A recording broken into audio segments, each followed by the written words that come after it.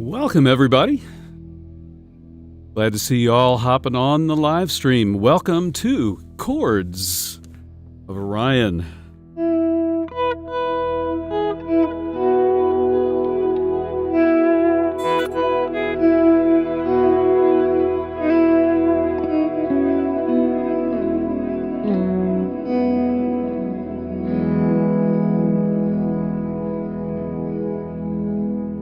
So I saw a comment about thanks for opening by playing. You're welcome. I assume that means the audio is okay.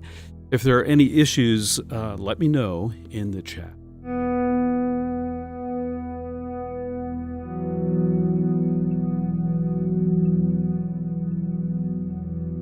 So we're in between right now. Special time for me. September of 2013. 10 years ago. That's when I started Chords of Orion as a music project, and it's also when I started Chords of Orion, the YouTube channel. If you were to go to my YouTube channel and look on the About page, you would see that the channel was created on September the 1st, 2013.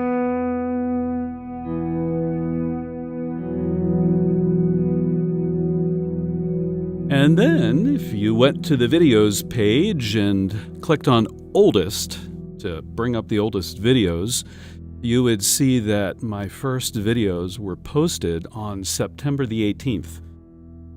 This year, September the 18th is a Monday. I have to work.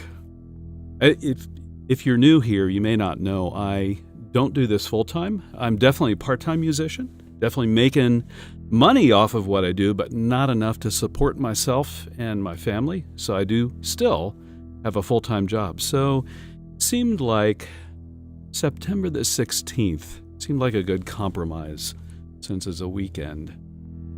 You guys like weekends? I do. Especially around here, it's sunny, beautiful weather today. Not too hot, not too cold.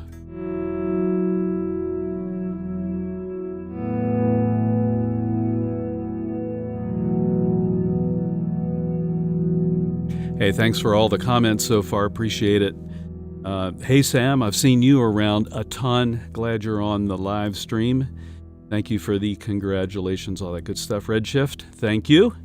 Brandon, you thought I was retired. Not yet. Not yet.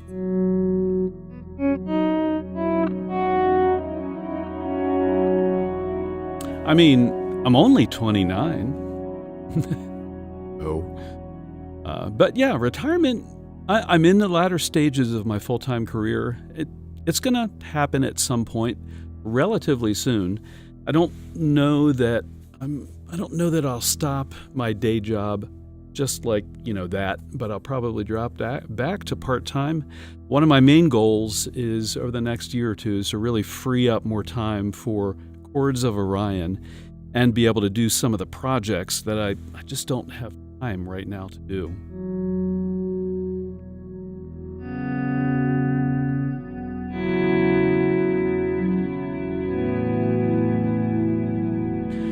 So I'm curious, I noticed, Royce, you mentioned you're a new subscriber, so definitely appreciate that.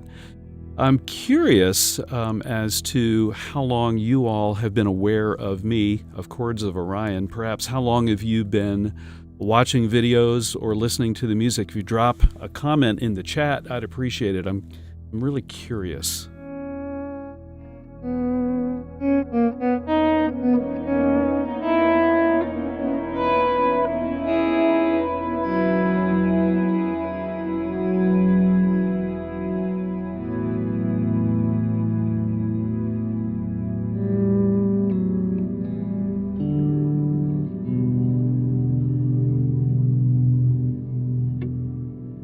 right, I see a couple of comments about a year or so. Oh, okay. Michael, thank you.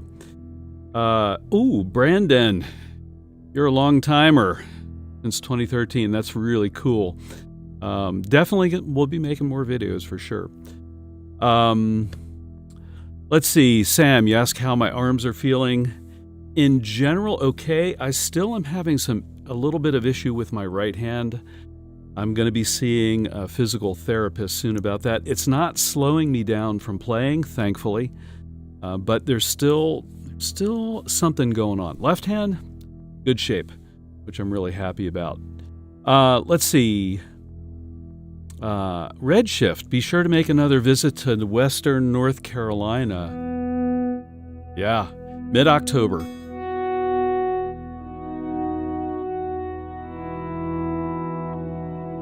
Since I'm only 29, you're probably not surprised to know that I have some grandchildren. And I have a granddaughter who lives with her mama and papa in Asheville. And we're going to be down there to celebrate a birthday.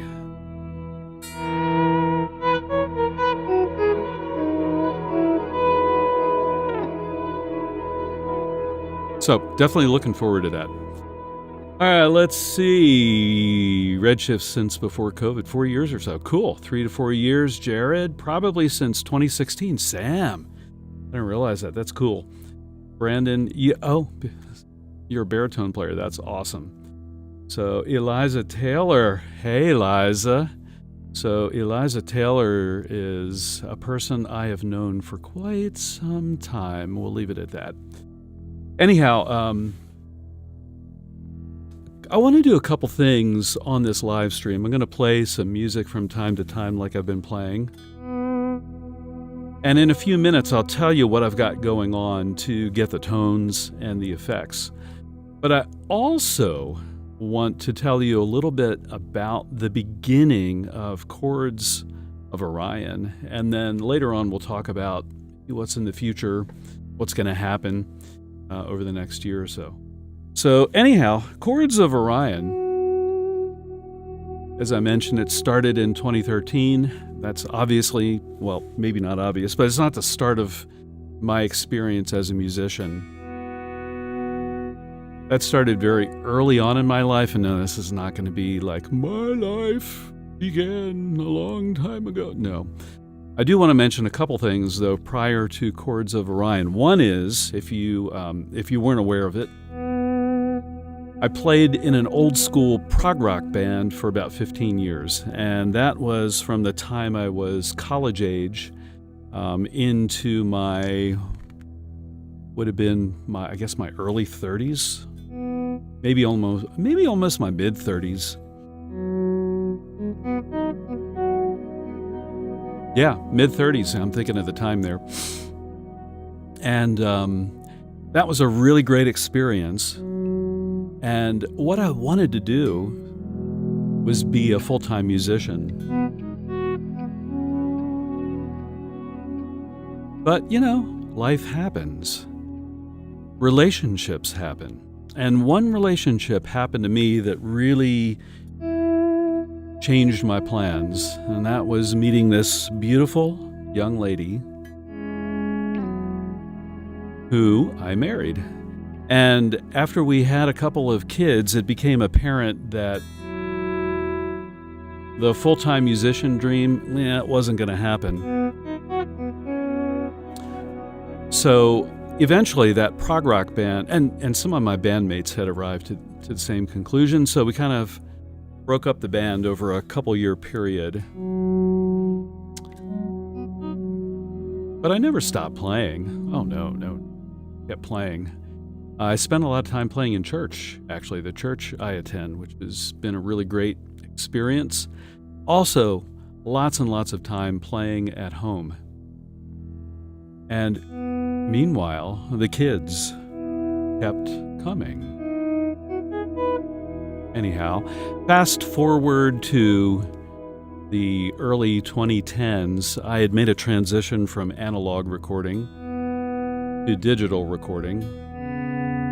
And I had fine-tuned the art of playing guitar with a kid hanging on your shoulders. But I knew there was something more that I wanted to do with music. So actually in 2008, I actually released an acoustic guitar album. If you look on Spotify under my name, Bill Vencil, you'll find it, or Apple Music, or Bandcamp for that matter. That album's called In the Wilderness, and it gave me a really good taste of, oh, okay, here's how the digital recording thing works from start to finish and actually getting an album out. But I really kept thinking about electric. I never stopped playing, but I wasn't playing as much electric then. Meanwhile, when we get around about 2012, one of my daughters said to me, "Hey, Dad, can you check out a band?" A band, okay. Some of the kids' bands I liked, some not so much. But she suggested a band called Future of Forestry. So I checked them out, and it wasn't bad. But it wasn't a band that I thought I was going to listen to for the rest of my life. However, I did take the time to go to the Future of Forestry website and look at the personnel of the band. There was actually one main person. He had a touring band also listed on the website, and I kind of went through, and there was a guitar player there who toured with Future Forestry. If you know who that was, put that in the chat. I'll wait a few seconds.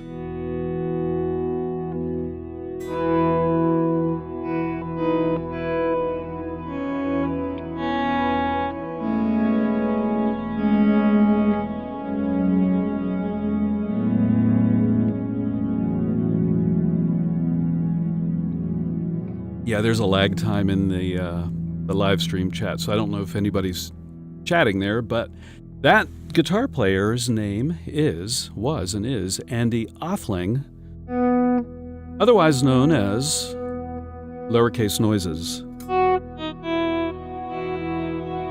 So, I'm looking, okay, Andy Offling, cool.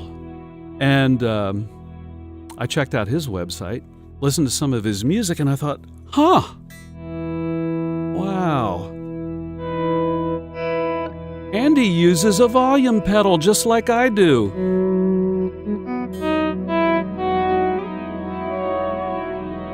Oh, look at that. Andy uses delays and reverbs just like I did in the old days. Of course, they're a lot better now than they used to be. But I realized that he was doing some of the stuff that I had done 35, 40 years ago when I was a young lad, and getting involved in prog rock, experimental rock, all that good stuff. Plus, I was a big fan of Robert Fripp and Brian Eno, just to name a couple of ambient musicians. So I started looking around a little bit more, and I thought, whoa, there's a lot of young players here doing something called ambient guitar, and I'd never really heard the phrase, I know. But to me, it was more prog rock, experimental rock, space rock, kind of what I did. So that was cool. Anyhow, so things going along, and I got on Andy's mailing list, and he sent out an email probably at the beginning of 2013 indicating that he was opening up an online music marketing course called the Music Passage. I thought, oh, that's interesting. But I didn't really pay it any mind. But as the year went by, I did think a little bit more. There's got to be something I can do more to get my electric music out, right? Out so it can be heard, etc. And in the summer of 2013, Andy offered the course again, and it was on sale. It was probably like a Labor Day or a Memorial Day sale or 4th of July sale. And it was like super cheap. So I thought, I'll go ahead and get it. And so I went through that course. And that was at a time when Andy's music was really rising very quickly in popularity, and he himself had made a switch from a full-time job into full-time musicianship. And that course answered a lot of questions that I had at the time, thinking about, okay, what about YouTube? What about Facebook? What about this? What about that? How do you put things together? It wasn't about playing music. It was about the mechanics. It was about the kind of the infrastructure of getting your music out there. So that course really inspired me to start this YouTube channel. So I did. The first several videos, if you were to go to my main channel page and click on oldest, you would see they're just song videos, and they were from an album called Line of Despair that I actually had released it under my name, Bill Vencil, but I re-released it as Chords of Orion. It's actually from 2012.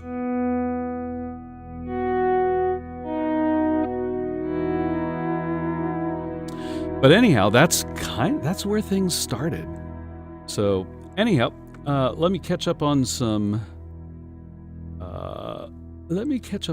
comments here. Hi, Laura.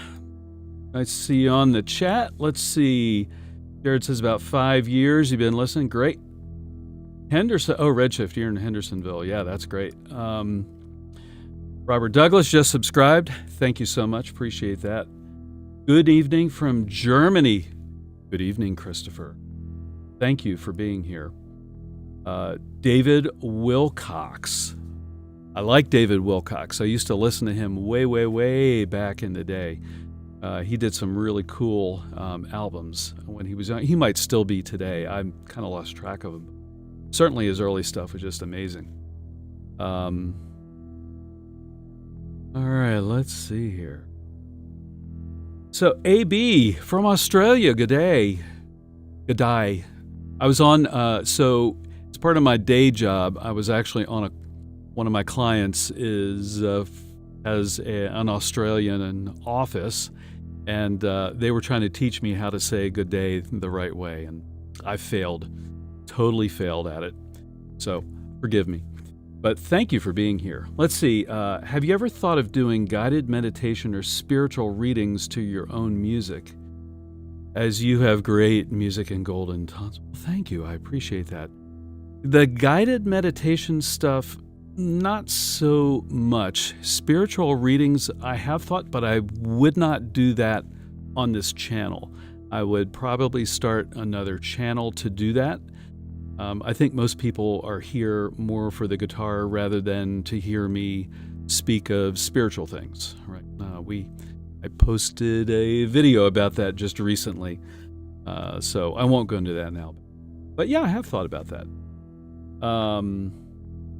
All right, so let's talk about what I have going on. So as you can see, this is the Ibanez Quest that I have had for a while here. I'm still, if you saw some of my videos about this guitar, I did switch to heavy gauge strings on this guitar, and it's tuned down to C sharp. It's kind of standard tuning, just instead of tuned to E, it's tuned down a minor third to C sharp. So that drone you're hearing is coming from a Ditto looper. It's the original little teeny tiny Ditto looper. I've had it since 2013, and it's actually sounding out an E. So that's an E on this guitar. Third fret on the 6th and 1st string. Okay, so it's tuned down a minor third. My pedal board is comprised of many of the usuals, many of my favorite pedals. I'm going into a Strymon Compadre into a Strymon, that's a compressor by the way, into a Strymon Riverside overdrive, and I've got it. Yeah, it's on, and it's set to a very, very low level of overdrive. You can just kind of hear it. Just very, very faint. And from the Strymon Riverside, the signal is flowing into a Strymon Iridium, which, if you're not familiar with that, that's an amp modeler. It's an amp modeling pedal. And I've got that set to the Fender Deluxe Reverb model, and I always like to load the Iridium with an own hammer a Marshall cabinet sim, Marshall Cab Sim. It's basically vintage 30 simulation speakers. I really like that combination of the Fender amp and the Marshall cabinet. And you're hearing volume swells. So after the Iridium, I'm going into a Morley Little Alligator volume pedal.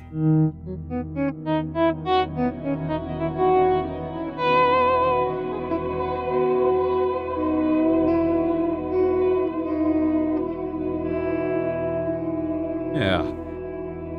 From the volume pedal, the signal is flowing into the TC Electronic Ditto looper that I mentioned. So, and the looper's just kind of playing loop continuously. I'm not recording new loops on this live stream. I just wanted a drone. Of course I want a drone. From the Ditto looper, the signal is flowing into a Strymon Dig dual digital delay. And as you can hear, I've got it set to actually it's the longest delay time that the Dig will do.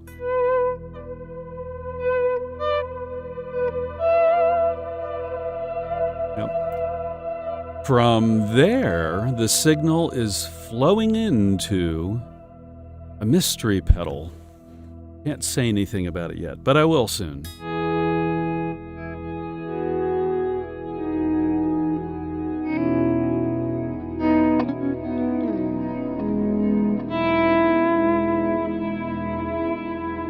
Another good candidate for the mystery pedal would be something like the Strymon Big Sky.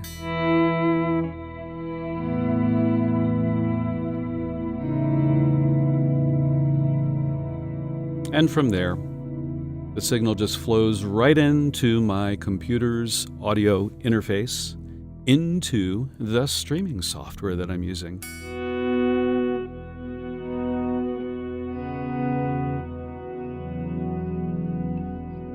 All right, so that's kind of what's going on. I see a couple of questions here. Let me go ahead and answer them. Hey, from Germany. Oh, this is great. We really have an international crew here. That's wonderful. So glad you're here. Brandon, be honest, how many pedals do you have? I do not know. It's definitely well over 100 pedals, for sure. Behind, you see that backdrop behind me. That's the back part of my basement that hopefully in 2024 will be the expanded Chords of Orion studio. Got some plans for that, but there's a table back there with about at least 60 pedals, and then the wall behind this way that you can't see, I've got shelving set up, and there's definitely that many pedals. Plus, I'm looking around here. So there's probably about 20 pedals on the floor right now, including the ones on the pedal board. So I'm being honest. So if I'm being honest also, let's talk about those pedals, right? There's always a lot of questions. Bill, are you independently wealthy, etc., etc.? And the answer is no, I'm not independently wealthy. I don't know really what that means. But Chords of Orion, as a music project, as the YouTube channel, does generate revenue. And so I would say about half of what I make off of Chords of Orion goes back into equipment and studio gear to keep the Chords of Orion studio expanding. I do buy a lot of pedals as they come out, partially for pedals that I personally am interested in that I know I'm going to use a lot, but I also buy pedals that I think all of you would be interested in so that I can, play around, demo, make sure I like it, and then demonstrate it for you all and talk about it. Now, I got to be honest, a bunch of the pedals, I don't really know what the percentage is, probably about 25% at this point, maybe 30%, are freebies that come from pedal manufacturers, or Sweetwater Sound, which I'm an affiliate. I'm an affiliate person, I guess, of Sweetwater. And I always, at this point, it's required by law, but I always make sure that I specifically say where the pedal came from. If the pedal manufacturer sent it to me for free, or in the case of Sweetwater, I will sometimes do paid promotionals for them. So I want to be honest at this point. Well, I've always wanted to be honest, but I do try to be very honest and upfront with what's going on with the pedals. But I will say, before I move on from this topic, that I do not like to do negative reviews.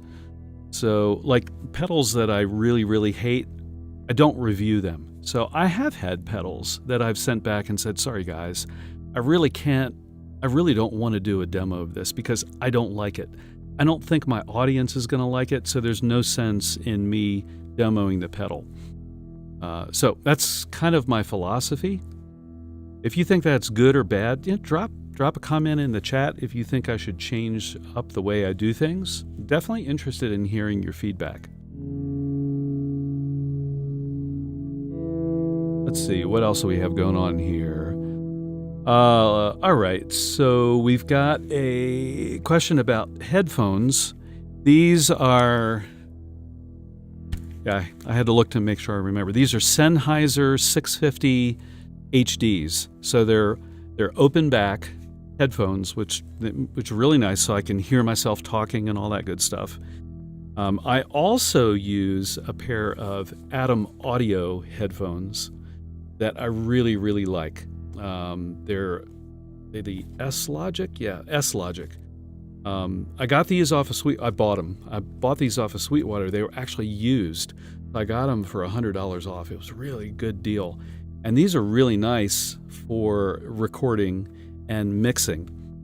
The speakers in my studio right now are Atom Audio speakers, and these Atom Audio headphones sound a lot like the speakers. So it's a nice consistent sound whether I'm using the speakers or the headphones.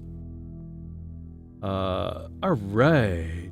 Are there any software sims today that can replace the pedals? Yes. I do think there are there's a lot of software out there that can definitely replace pedals. I've done a lot of videos.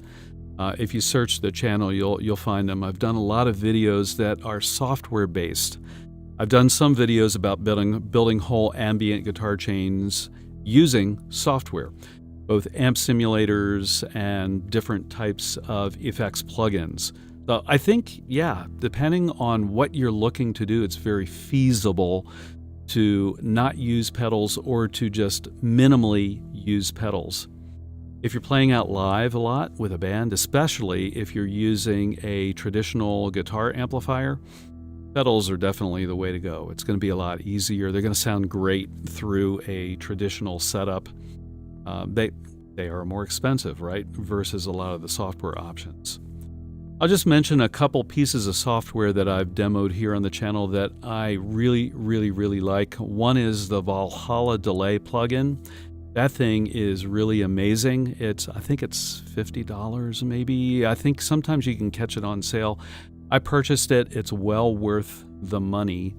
It allows you to do all kinds of ambient delay effects chains, and it excels at creating Frippertronics style looping types of soundscapes. Another standout is free. It's open source. It's the Chow Matrix. Chow, CHOW. If you look on my channel, you'll see, I actually think I did a live stream demonstrating it a little while ago. That one's great. And for an amp modeler, for a free amp modeler option, the Neural Amp Modeler open source is a really great software-based amp simulator.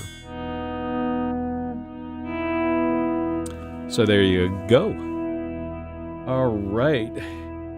Hey, first-time caller, thank you. Happy anniversary. Thank you very much. Gemini, thank you very much. Fractal Helix Neural DSP, is it Hater? I think those sound like great options. Are all software options, so for sure. KGP asks, do you play live concerts? No, I do not. I did one in 2019 at an electro music festival in upstate New York. It was called Neem Fest, and it was a ton of fun. I'm not against doing more live shows, but they do take time to prepare for, and my time's kind of limited, so I want to stay focused on the YouTube channel on recorded music. But, we'll see. I might do some live shows in the future. Never know. All right. Better be honest or KDH will get you. Haha. Yeah. It's interesting. I've been kind of binge watching KDH videos recently. He makes some really good points on some of his videos. I think a lot of them are well researched, but he definitely has a particular point of view. But I can't argue with his interest in keeping people honest. Definitely. Positivity wins. Yes. I always like positivity. I'm not a real angsty person. I mean, I've been sad in my life. You live in a family, you have occasional tragedies that occur, whether they're serious or smaller kinds of things, and you get sad, but I do like to try and remain positive. Sure. Strymon plugins, yeah, they're awesome. They're really good. Now, full disclosure, the 2 Strymon plugins that I have demoed, Strymon sent me one of those not for resale license keys, but I already knew I was going to like both of them because I already have the Deco and the Strymon Big Sky, and they're just fantastic pedals. I had no doubt the plugins were going to be every bit as good, and sure enough, they were. Delay stacking, sparks to spare. Oh, yeah, thanks for watching that video. I'm not really stacking delays right now today, although the Strymon Dig is a dual digital delay, so it has 2 delay lines, so I guess I am stacking in a sense. What are my thoughts about the Eventide pitch factor? I've never used the pitch factor, to be honest. It looks like a really cool pedal, but I don't have any direct experience with it. I wonder if it's a little old. But I don't mean a new unit that you're going to buy, but I mean the feature set. I just wonder if it's a little dated. I don't really know, though. If anybody has opinions about the pitch factor, post in the chat and let us know what you think. Make it to California. Going to California. I have been to California a few times, but I don't know. We'll see. All right. So, Surfer Boy, KGP, I'll get back to you in a minute. Surfer Boy asks, or just says, I was just watching your videos last night on the Line 6 DL4 Mark II and the UA Reverb, Delverb. I like both, can't decide which one to buy. The UA Delverb. I don't, that's one I haven't tried. Is that one of the new smaller form factor ones? I think it might be.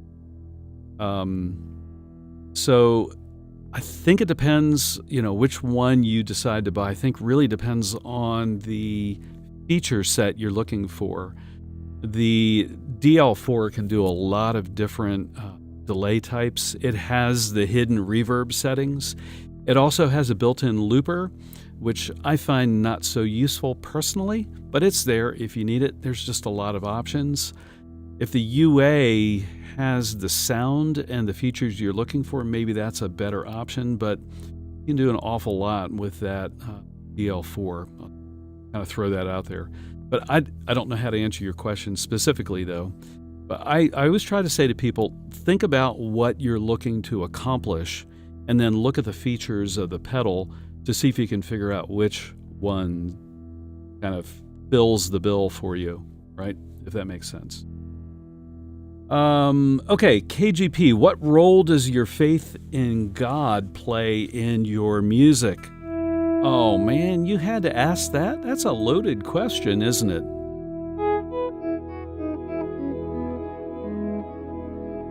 So, many of you here, maybe on the live stream, know that I am a Christian.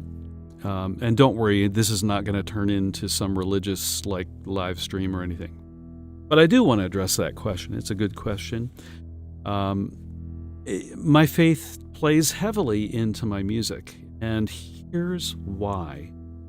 From a Christian perspective, your typical Christian, me, I'll just speak for me. Me as a Christian, here we go. I believe that all of us are created in the image of God. So we reflect different aspects of God. And one of those aspects is the ability to be creative. So as I think about that from a faith perspective, if I have an interest in God, which I do, and if I believe that I'm created in the image of God, now let's be clear, not God. God is other, right? I'm a created being, right? But I have different aspects of me that reflect who God is. If I believe that's true and I love God, then maybe I want to take those aspects in which I reflect the character of God and try to foster them along in my life. So, creativity is of great interest to me. And since I'm interested in music, musical creativity is of immense interest to me.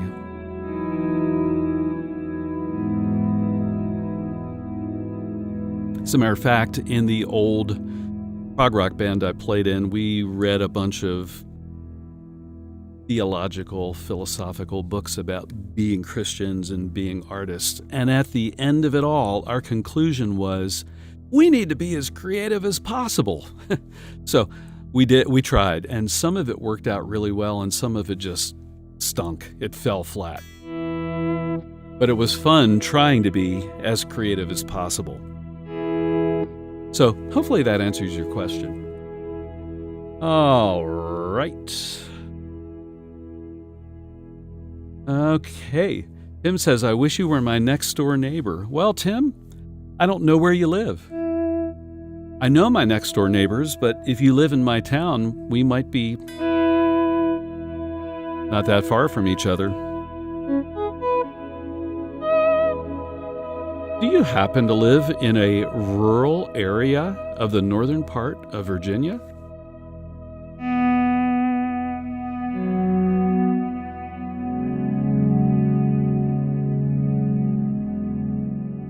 Gemini says, would you say there's generally a correlation with price and sound quality of pedals? Sometimes yes, sometimes no. Let me think of an example. Sometimes yes.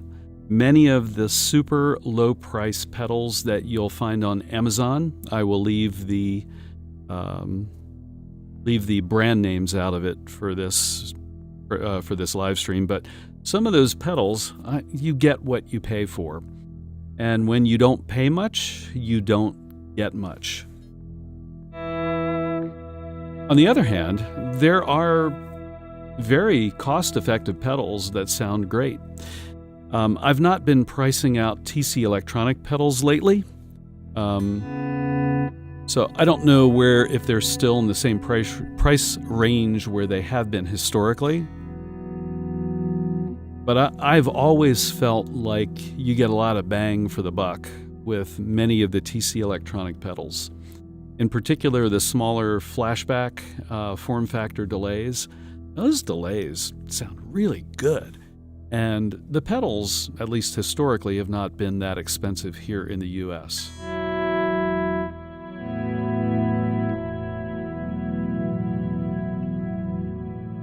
But if you've hung out here on the channel, I'm sure you've noticed I use a lot of Strymon pedals. And I kind of have gone through the pedals that I own, and I kind of counted up how many I've purchased and how many Strymon sent me, and it's 75% of them I've purchased. And I buy them because I love the sound, and they're not cheap. They're expensive pedals.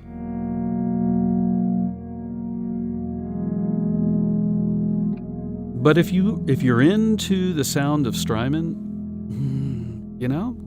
they've got the sound, right? So it really depends. This is why I like software-based effects. There are so many options. If what you're trying to accomplish lends itself to recorded music or making music that's computer-based, I definitely would recommend looking into different software plugin options so you don't need to worry about buying so many pedals. But pedals are a lot of fun to play with, for sure. So, it really depends. What are your thoughts on the Chase Bliss Habit pedal? I don't have any direct experience with Chase Bliss pedals. It looks like a really cool pedal, though. Now, you're going to say, well, Bill, why don't you have any Chase Bliss pedals? I don't. A good reason why I don't. I probably need to go and buy a couple.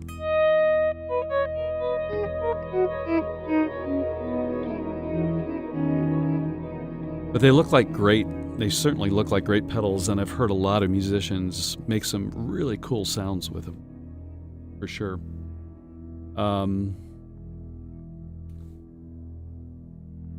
All right.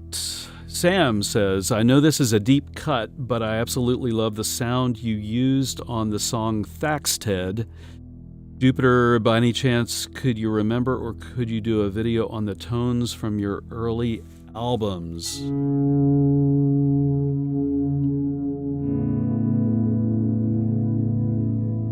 Yeah, Thaxted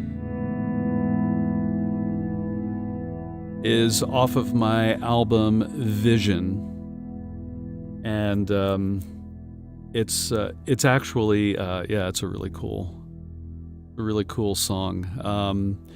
It's an old public domain tune, but the basic tone for Thaxted is not that different from this. It's got a little more grit, I haven't listened to it for a little while. It's got a little more grit to it, a little more dirt, but it's the same basic thing going on. But yeah, I mean, maybe I can break down some of those older tunes a little bit. I do have a somewhat different sound now. I was using typically some different pedals. Although for that album that Thaxted is on, Vision, I was using a lot of Strymon Timeline at the time. Here we go. Let's see here. Hi, Bill. Michael. Hey, Michael. When performing a Frippertronics piece, do you start with a plan or is everything improvised on the fly? Frippertronics pieces, I would say that 90% of it is probably improvised, but I do typically start with where I might want to go with it. Now, I'm not set up for Frippertronics here, but I do have my EBow. So if we think about, there's a low E playing, right? So I probably want to do something that's hovering in the key of E if I were gonna do some Frippertronics. So there's my E right there. So big decision point is, do I want to do minor or major? So let's do some minor.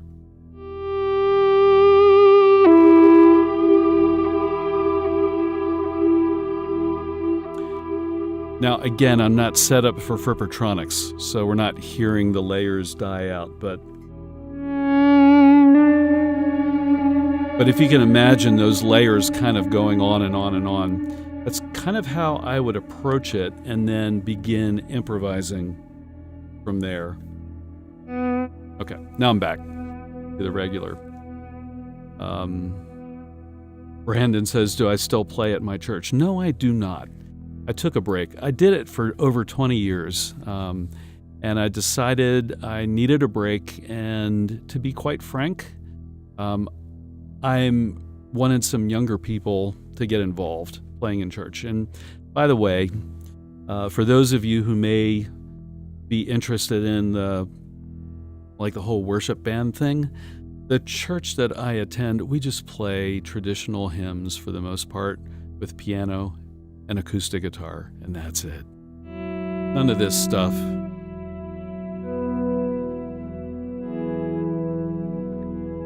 Yeah, I mean, that's fun and all.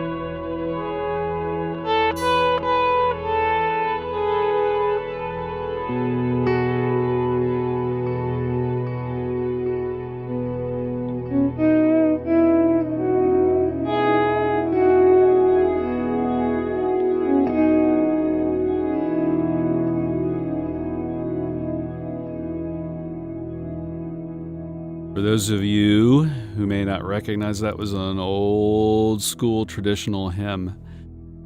I don't want to do that at church. I want people to sing. Sing! That's what we're there for, right? Okay, moving on. Every good and perfect gift, we are conduits. I agree. It's that created in God's image to be creative thing. I really like that. I'm into that.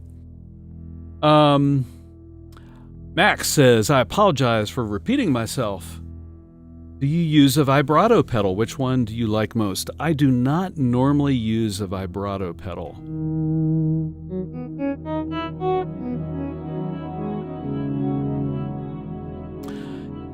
I would be more want to use a chorus pedal, although I have demoed a few vibrato pedals here on the channel. It's not something I use a lot. Let's see. Have I compared the Jet pedal's Revelation to the Strymon Cloudburst? No, I have not. I'm not at all familiar with that pedal. Sam says, I was hiking in Front Royal last year. I think I heard your music over the hill. Front Royal is very close to where I live. And if you saw that video, Sam, maybe you saw that video of me playing on a mountaintop. That actually was a sponsored video for Sweetwater to sponsor, I can't remember what it was. It's a manufacturer, power supply, battery-powered power supply for a pedal board. So I hiked up, we went up to the Skyline Drive, which is close to Front Royal. And I hiked up the Dickey Ridge Trail. Look that up. And there's a cool little overlook, and that's where I did that video.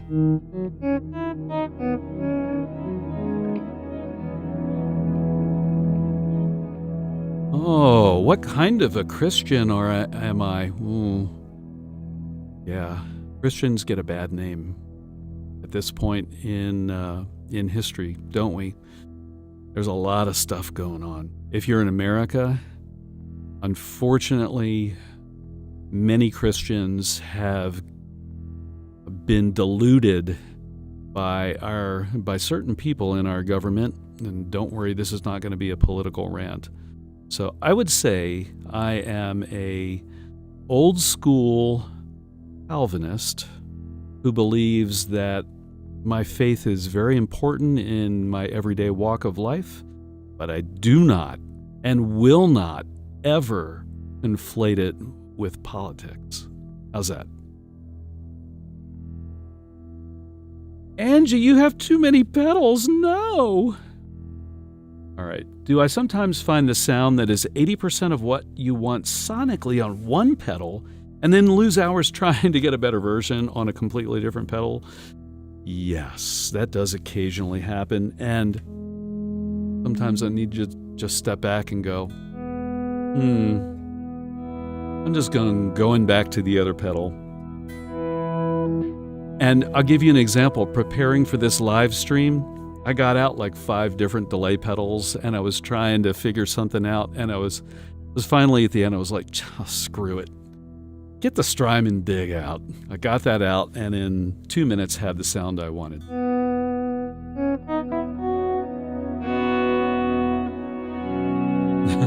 So there you go. Who is the best ambient guitar player of all time?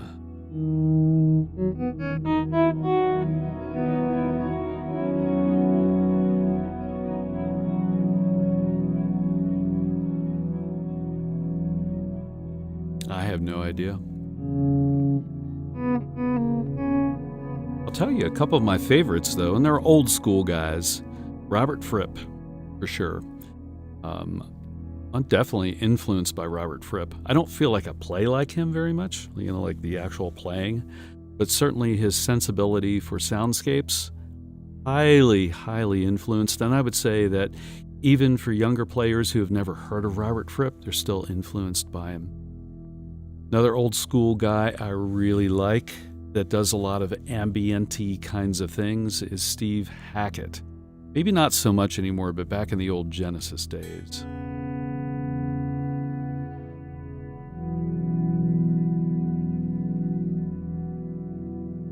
Anyhow, I don't know, though. That's a great question. Do you guys have any thoughts on that? What ambient guitar players do you enjoy listening to? Drop a comment in the chat. Have I ever had any interest in doing music for video or cinema? Oh, yeah. That would be an interesting project. I think I would need more time than I have available to do something of that scope. What I will say was I had an interesting opportunity last year in 2022 to license some of my music to a company called Hatch that makes a really fancy, expensive alarm clock that has this really cool. My wife bought one, as a matter of fact. She heard about what I was doing. She said, "I've been wanting one of those for eons." So we had to get one. But you can set it so it has a light that comes on and slowly dims. You can kind of set up your sleep time and your wake time. And there's different channels of music. So I actually had the opportunity to create an ambient guitar channel that I presumptively, some people at least, play before they fall asleep at night. So that was cool. That's the closest thing I've ever done, though, to video or cinema. Good. Greetings from Argentina. Hello, Angel. Let's see here. All right. Thank you for replying. Love some Boss pedals, but want true stereo. Yeah. Yeah. All right, great. Yeah, Sam, I am a big Holdsworth guy for sure. And actually, Alan Holdsworth, in some of his clean volume swell types of pieces, definitely gets this kind of vibe.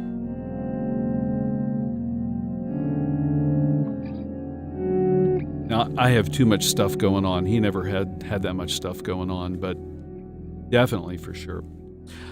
All right, so let's talk a little bit, or let me talk a little bit about, and I'll watch for more questions, but let me share a little bit more about when I got started on this channel, how things accelerated for me.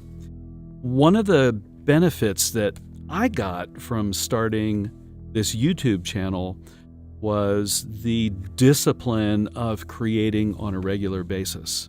And I've talked about this some in other videos, but for those of you on the live stream that are either recording music or are interested in recording music, I would encourage you to develop a discipline of recording or producing art.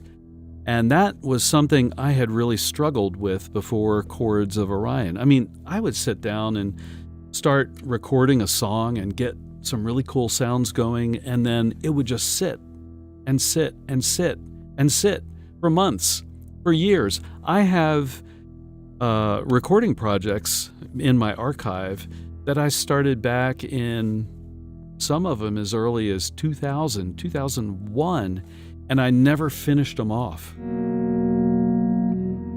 And they're just sitting there, and some of those ideas I still feel like are good musical ideas. I would re-record them now if I wanted to, but I never finished anything, and that was part of my struggle. Starting the YouTube channel and then making a commitment initially to post one video per week, which was my commitment to myself. That really taught me a lot about the discipline of creating on a regular basis. When I got to the beginning of 2014, I felt like I had some momentum going at that point, and I had just purchased Logic Pro. I had switched from Windows to Apple computers and gotten Logic Pro, that particular piece of recording software, and I really, really, really kind of vibed with Logic Pro. So I was really enthused to use it. I still love it. It's not the only great piece of recording software. Reaper rocks, like seriously rocks, and it's Windows compatible, right? So if you don't want to switch to Apple or whatever and pay the Apple tax, you don't have to. You can use Reaper or whatever, Studio One. There's so many options now. But anyhow, I was really enthused, and so I set a goal for myself. I thought, I'm going to try to create an ambient guitar album of 10 songs in 10 weeks. That's right, 10 songs in 10 weeks. So I started that in February, I believe, February of 2014. So what I did was I recorded a song. I wrote and recorded a song, and then I did a simple video. It wasn't a video of me playing or anything. It was just the music with like waving leaves in the wind or something like that, and posted a video once a week for 10 weeks. At the end of those 10 weeks, I had my 10 songs preliminarily mixed well enough for the video. And then I was able to go back and tweak the mixes and get that album released in, I think it was April of 2014, and that was my album Vision. I'm going to answer a couple more questions here. I'm going to look through the comments here, and then I'm going to go back and tell you a little bit about what I did to help ensure that I could do the album in 10 weeks. All right, let's see here. Do I like Devin Townsend? Um, I think Devin Townsend is an incredibly talented guitar player. I really do. And I've heard some tones of his that were just killer. I was like, whoa, that's a great sounding guitar. I also think that Devin Townsend is a very talented vocalist. As a matter of fact, I watched a video a long time ago of a vocal teacher reacting to Devin Townsend singing, and he analyzed what Devin Townsend was doing as a vocalist, and it was kind of amazing. I was like, whoa. But when I think about his music, it's not my style. Don't equate that with it's not good. That's not at all what I mean. It's just not my style for casual listening. But I think Devin is an incredibly talented musician, and I know that he has a ton of very loyal fans that really, really enjoy his music, and I think that's pretty awesome. I really do. Mark Satterwhite, Tulip, yeah. All right, let's not go there. You guys can look that up. Look up Calvinism and Tulip, and you'll get more than you ever want to read about that. Okay. Daylight alarm clocks are the best. My wife seems to think so for sure. Have I tried the Walrus Audio Slower? I think that's the stereo version of the slow. I'm just going to pronounce it slow. I know it's got the little umlaut or whatever it is over top of the O. I have not tried it, but I have been thinking I gotta get that thing and give it a go. Because the mono version, it's difficult for me because I run stereo, but the mono version is pretty cool. So I can only imagine that the stereo version would be cooler. Sure. Robin Guthrie. Yeah, Robin Guthrie. That guy is Robin Guthrie. Wait. Right, Robin Guthrie. I was thinking of Guthrie Govan. Yeah, Robin Guthrie. Right. Get the Moon and the Meadows album. I'm not sure I've ever heard that one. All right, Reapers changed my life. Yes. Bill, your album Dreams has given me a lot of comfort over the past couple years struggling through some health issues. Well, I'm so glad. Thanks and praise. Well, thank you so much, Mr. Stoner. Never got ads in a lot. Yeah, YouTube ads all over the place, don't they? So let's see. Okay, great. Oh, good evening from Russia. Good evening. So happy to have you on the live stream. All right, so let's go back to that Vision album.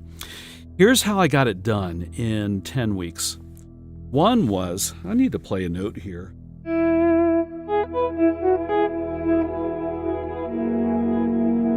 There we go.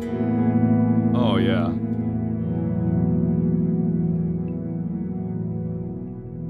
I'll get back to Devin Townsend in a minute, guys. I see some comments there. So keep commenting. It's cool. Let me tell you real quick about that Vision album, though. So 10 songs in 10 weeks. How did I do it? Well, the couple things. One was I made some rules for myself. So rule number one, and I almost kept them. I broke them in a couple of places, but I almost kept them. Rule number one is that each track would have some kind of drone. So I've got a drone going now, right? So Vision is not drone music, if you've heard Vision, but each song does have a drone going. So that was rule number one. Rule number two is that I didn't quite keep, but I did for a lot of them.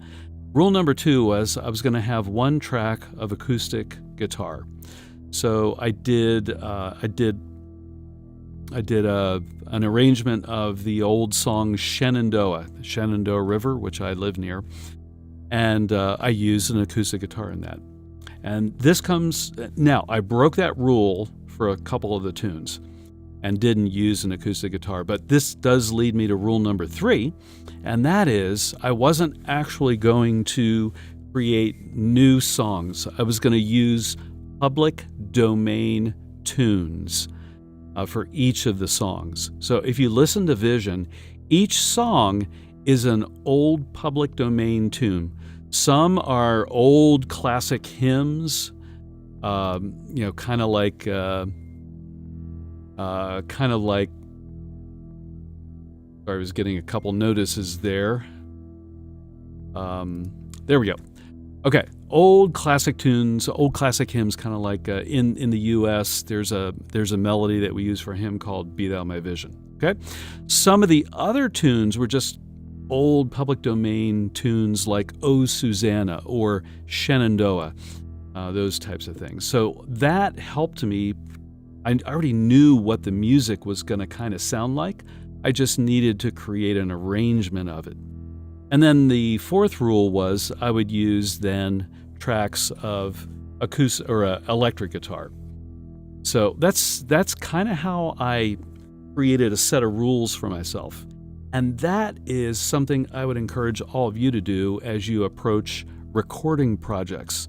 Set some rules for yourself so that you don't have unlimited freedom, because unlimited freedom can lead to not getting anything done. I've talked about this on a few videos that I've posted over the years. All right, so let's get back to some comments here. All right, Sam says he saw Devin Townsend. Devin blew your mind? That's cool. I'm glad you enjoyed seeing him. Let's see. Leonard says, thanks for answering. I can understand that Devin's music is not for everyone. He did an album called Ghost, which has new age and ambient vibes. You might enjoy that one. Yeah, I'll pull that one out. I don't know that I've listened to that one before, so I will definitely check that. Thank you for the recommendation. Pipe organ sounds. Yes. Love pipe. Yeah, Sam's also making some recommendations. So here's my promise, guys. I will, it won't be today, but I will fire up Apple Music and get out some Devin Townsend and go through a little bit of his catalog again and see what I can find that I like. Ron J is snoozing. Yeah, okay. Yes, this music is extremely boring.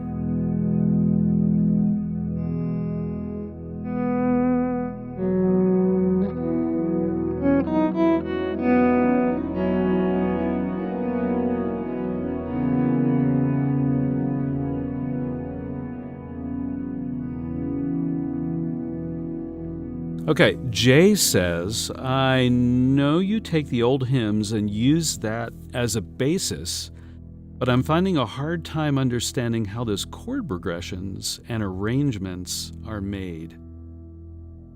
Okay, so let's see. Let me answer a couple questions and I'll come back to that, Jay. Do I know how to read music? Yes. And do I know any music theory? Yes. When I went to college, I actually majored in music theory.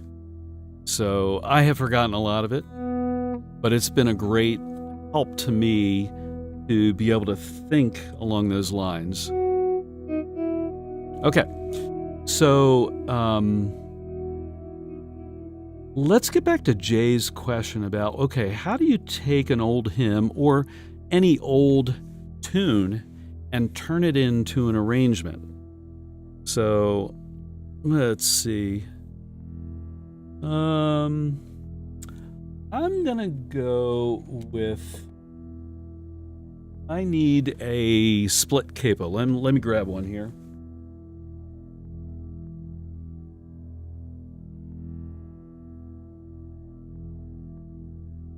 Okay, and I'm going to turn off the drone for a minute.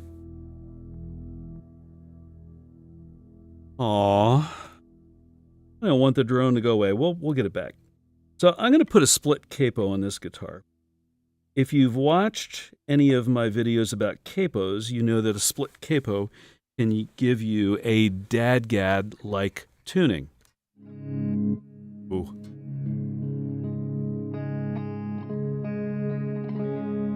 All right, guys, I'm going to be a little bit out of tune, but I don't want to retune. So please just kind of forgive me for being a little bit out of tune. So let's take an old tune, an old Celtic tune called "The South Wind," and it's a very, I like it a lot. It kind of, if I were going to hum it, it would kind of go da da da da da da da da da da da da da da da. So if I think about that tune, if I want to create a kind of an ambient version of it, first I'm going to slow it down, and then I'm going to pick a key and a tuning where I can get a drone going. So there's my drone. It's a C sharp. And now I'm going to think about that melody.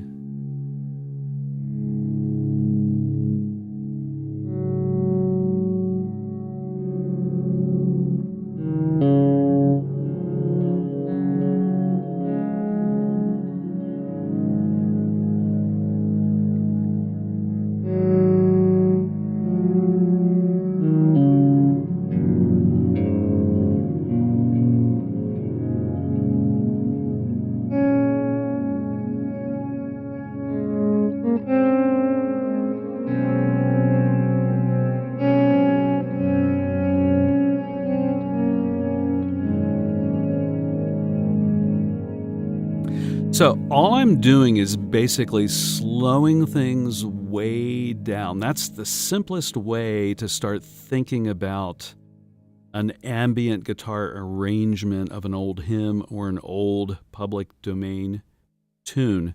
And the interesting thing is that most of those old songs, the chord progressions are pretty easy. They're 1, 4, and 5 progressions if they're in major. So, for example, South Wind there's a couple of other chords. So if you were to play it in the key of D, for example, it's basically D, G, and A with a B minor in there, in the middle part of the tune. Very simple chord structure. But then once you've got the basics down, you can begin to play with the melody.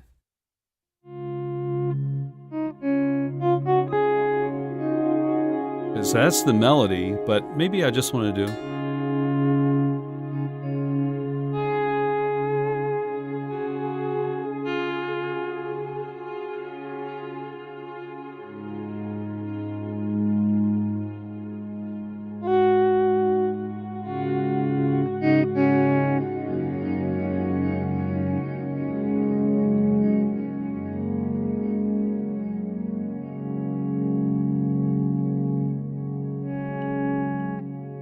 You can just start playing around with things like that and see what kind of pops out.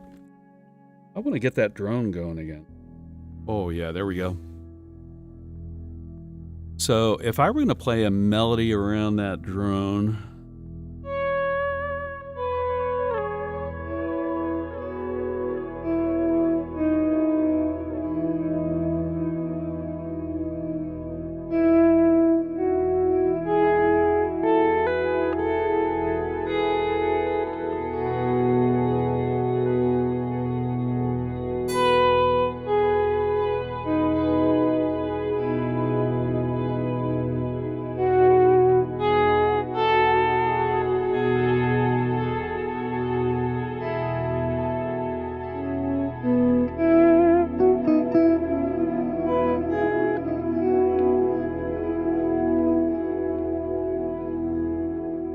so that was an old hymn too. I know it by the title "Come Thou Almighty King." I forget what the name of the tune is, but there's a lot of different lyrics to it. But part of it is just hearing it in your head, whatever that tune might be. Oh, Susanna, it could be, anything. It could be a rock tune even. I've done a couple of videos where I took Stairway to Heaven and made it into an ambient guitar meditation and posted it to see if YouTube's Content ID system would catch it as a copyright violation, and it didn't. But I based that whole piece on Stairway to Heaven. So you can turn anything really into an ambient guitar arrangement. All right, let's see what else.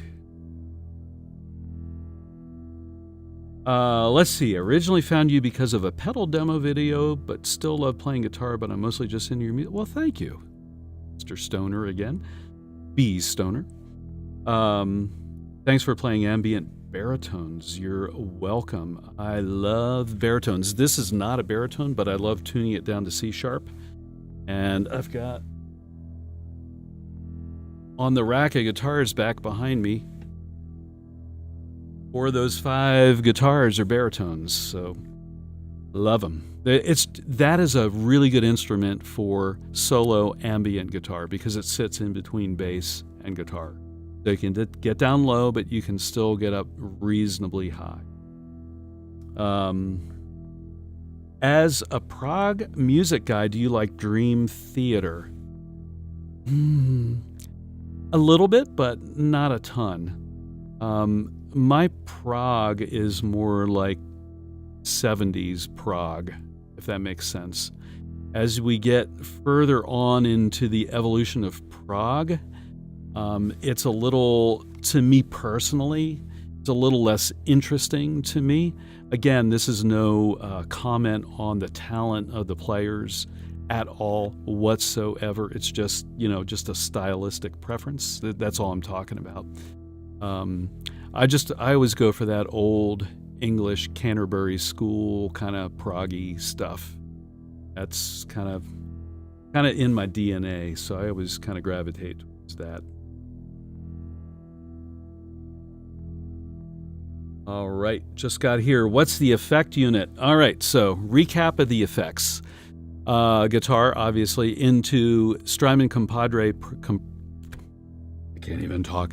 Strymon Compadre compressor into a Strymon Riverside overdrive, into a Strymon Iridium amp simulator, into a Morley volume pedal, into a Ditto looper, which that drone is running on, into a Strymon Dig delay pedal, and that goes into a pedal that I can't tell you what it is yet, but a good substitute might be a Strymon Big Sky. And then that's right on into the audio interface. All right.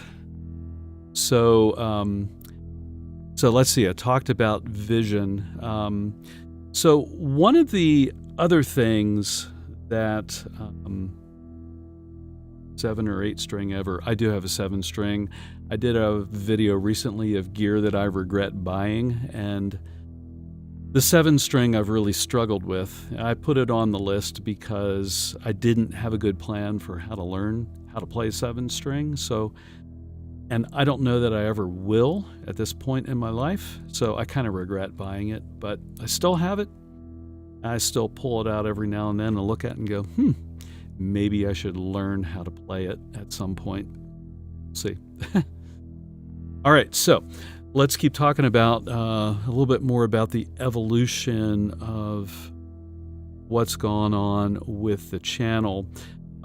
So after Vision, after that actually was the first real album I did as Chords of Orion. That really allowed me to keep going for a while and create and release music on a fairly regular basis. Part of the way I've done that over the years is utilize a lot of the music that I create and post here on the channel. I'll pull it back in, remix it, in some cases add other tracks to it, and then I will release that as part of my, as an album. It's part of my discography, if you will. Again, it's a great way to discipline yourself and keep kind of that creative process going on and on over and over again. So if you haven't tried it, I would definitely encourage you, even, if you don't do YouTube, create little snippets and post it on, Instagram Reels or TikTok. No. Not a big fan of TikTok, but wherever, right? But just, I think having that discipline is a really great thing. So in terms of some gear evolution over the last 10 years, when I started the channel, my main electric was and still is a Carvin Fat Boy. It's a kind of a hollow body Carvin. It was an Alan Holdsworth signature series. When I started the channel, the main effects chain that I was using was an old Avid 11 rack. It's an amp modeler multi-effects unit, so I still have it in my rack in my studio. I don't use it very often now, but still have it. And then as far as pedals go, I really was just using a Chords of Orion started 2013.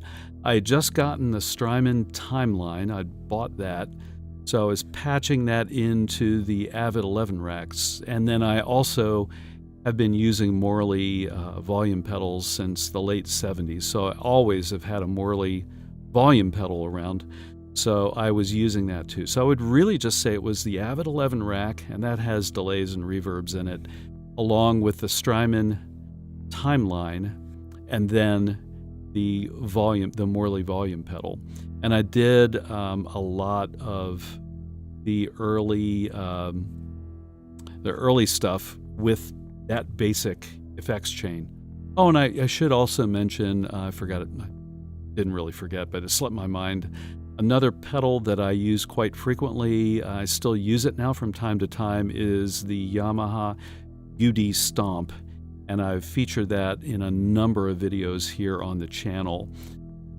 So I was also using that too for delay purposes. Ambient, man. Oh my gosh. I think I remember you quoting, or not quoting, commenting way back in the day. Could that be? Have you ever commented on any of my old videos? I feel like I recognize your handle, but that's really cool.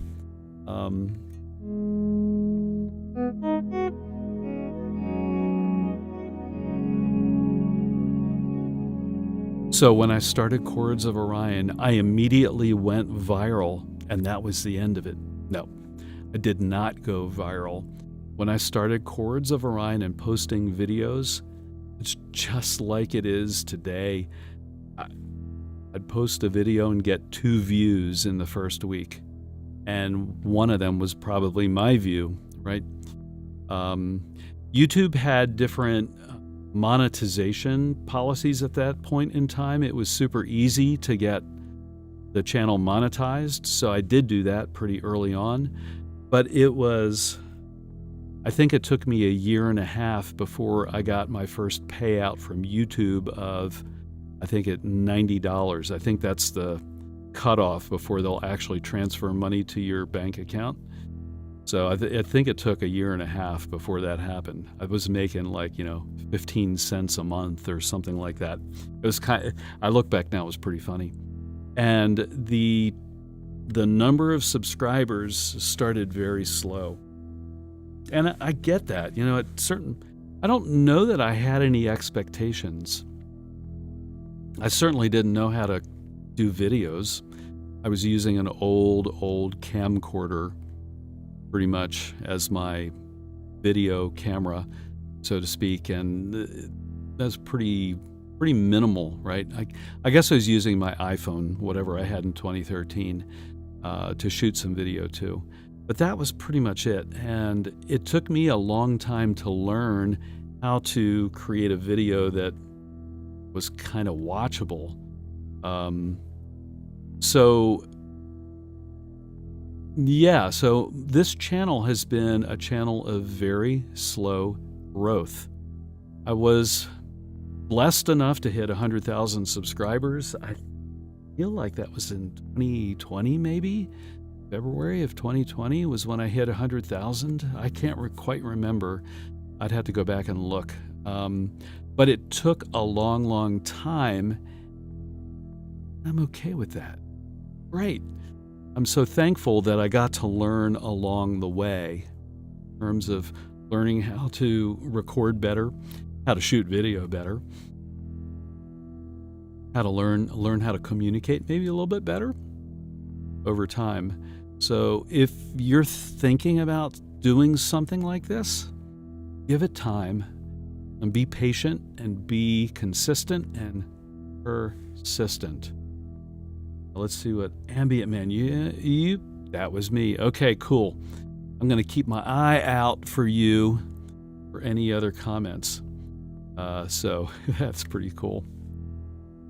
All right, I'm going to play music for a minute or two here. I need to do that.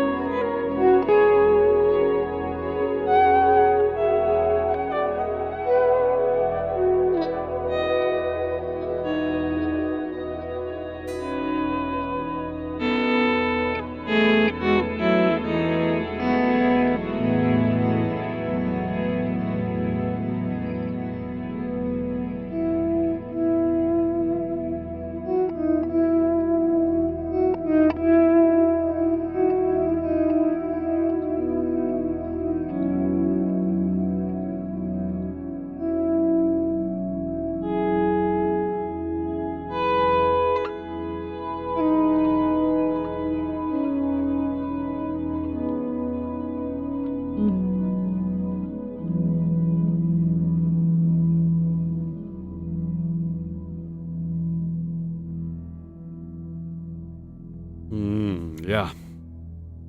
I really like that sound. That's the other thing I would suggest. When you find an effects chain that you really resonate with, set aside some time just to play with it.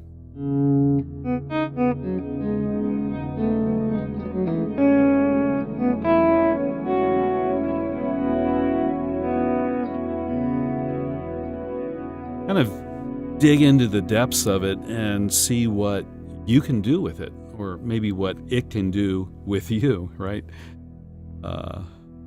You never know what you'll discover.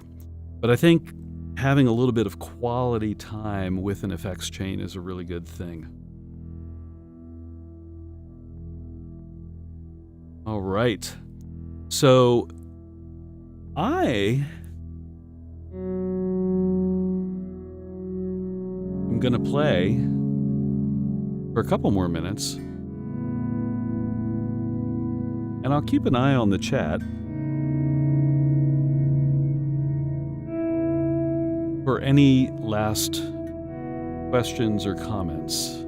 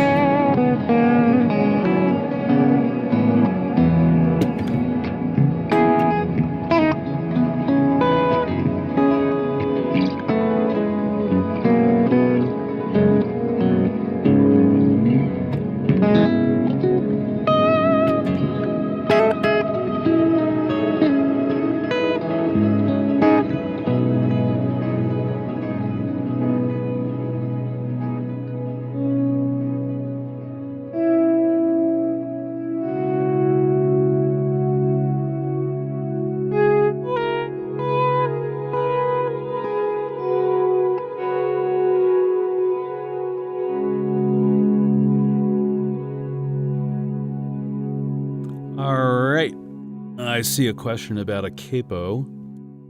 Whoops, this is a partial capo. The brand is Shub. S-H-U-B as in boy, B as in boy. And you can get one at your favorite online music retailer. They all seem to carry it.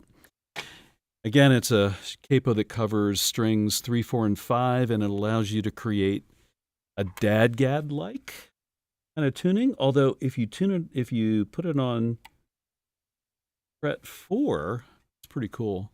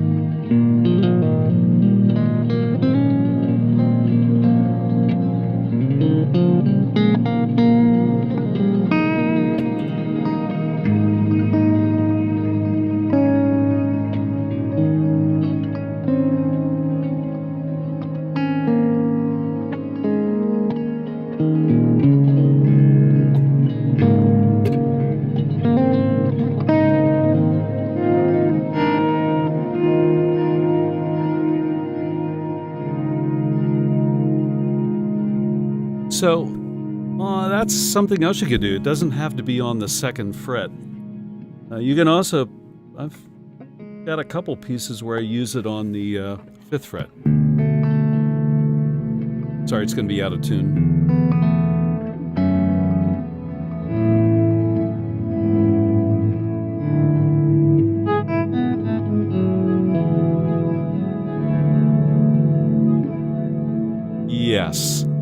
can reach behind the capo.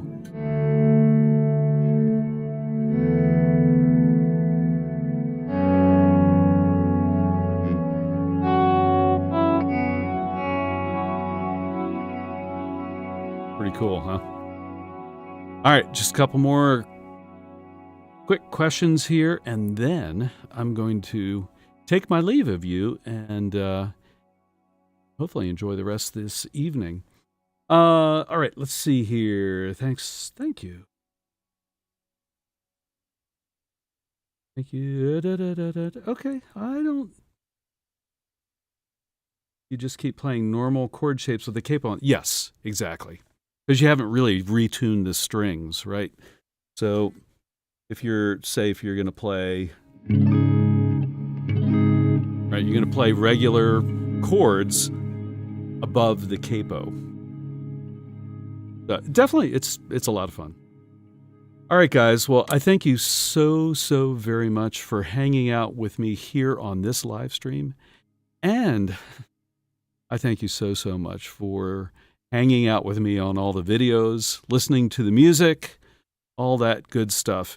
If you do have any suggestions for content you'd like to see me make, or music you'd like to see me record, or anything of that nature, get in touch. Drop a comment on this video. Just let me know. I'm always interested in hearing what people are interested in. But in the meantime, I can't tell you how thankful I am for all of you. I mentioned motivation and discipline and creativity, but really the thing that's kept me going for 10 years, you guys, is knowing that people are interested in what I'm doing. So I really appreciate that. I hope all of you have a great rest of the weekend. I know we're in different parts of the weekend, depending on where we are in the world, but hope it's a good, peaceful rest of the weekend for you. And, I'll see you all on the next video post. So thanks a lot, everybody. I'm going to go ahead and sign off now. Thanks. Thank you.